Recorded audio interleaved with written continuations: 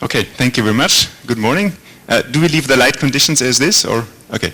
Yeah, I was puzzled a bit, like the speaker.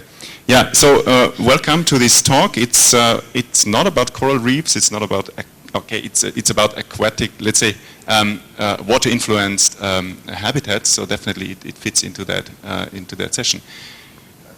Next slide.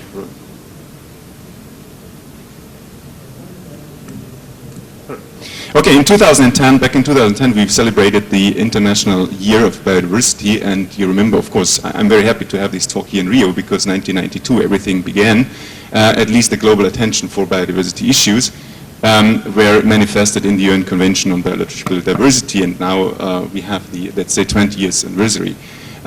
So there were different reactions, I would say, in different parts of the world, but Europe did it very ambitious, I would say, and they came up with a very ambitious concept of protecting not only species or specific habitats, but whole networks, let's say, of habitats.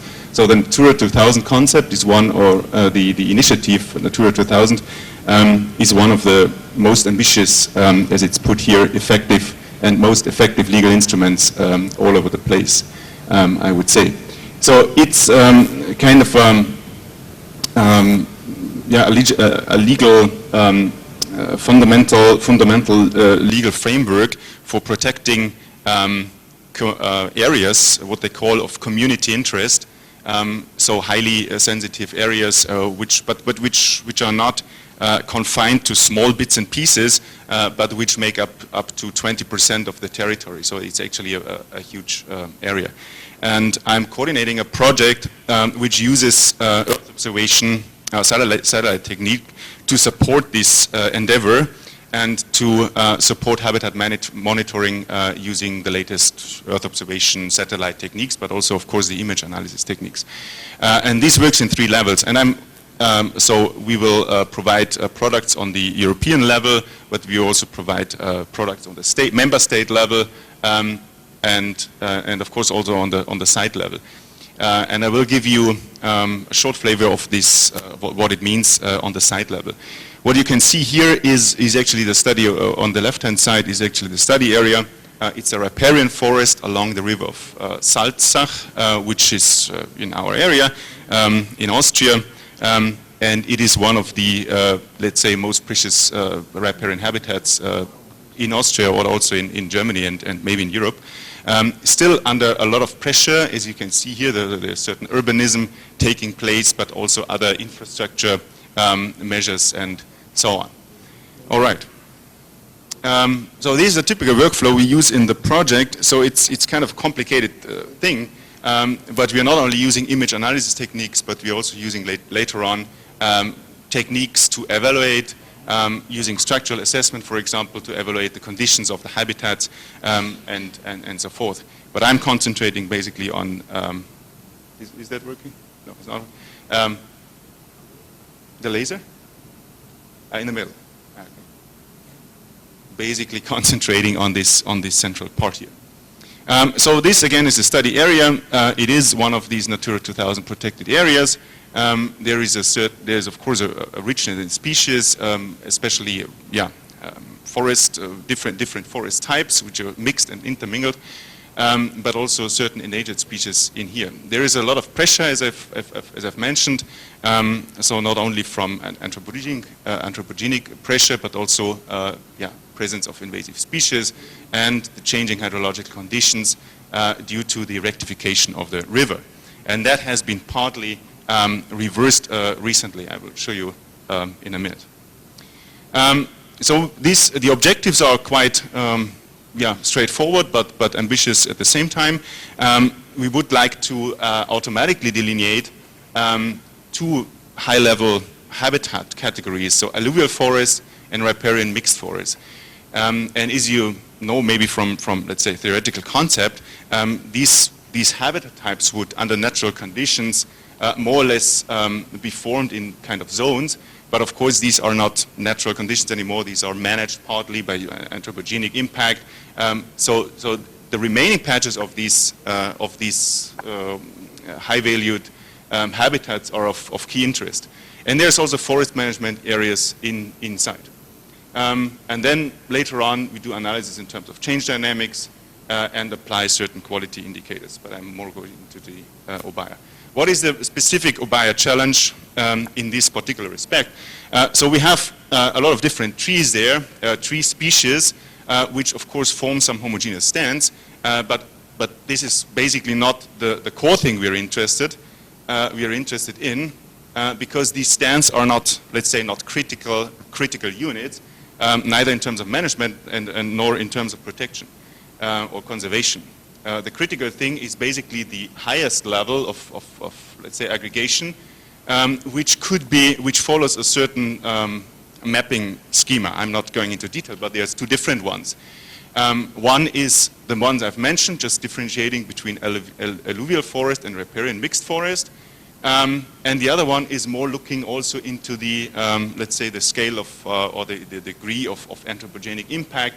But both of them are looking at kind of aggregated levels, definitely beyond the stand level. So what we have to do is to apply class modeling in order to overcome the problem of spectral heterogeneity in this particular task, and try to aggregate, try to delineate ultimately functional units which are not only defined by spectral homogeneity but also structural homogeneity and homogeneity in terms of also let's say anthropogenic use. So this is how it usually looks like.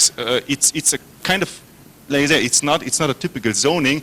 It has a long history of anthropogenic use, but also kind of once it has been under conservation, renaturation processes.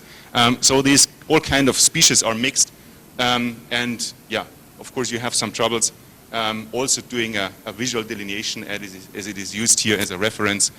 You see here this kind of aggregated level. So you have the spectral distinction, then you have certain transition zones that you have to keep, definition problems, or the problem of delineation, of setting boundaries, and so on and so forth. So these are basically the forest types you're looking at, and the tree species of forest types, and on the left-hand side you see this aggregated level. But on the other hand, we also have to consider forest management areas which are introducing certain homogeneity in the area, which would otherwise not be.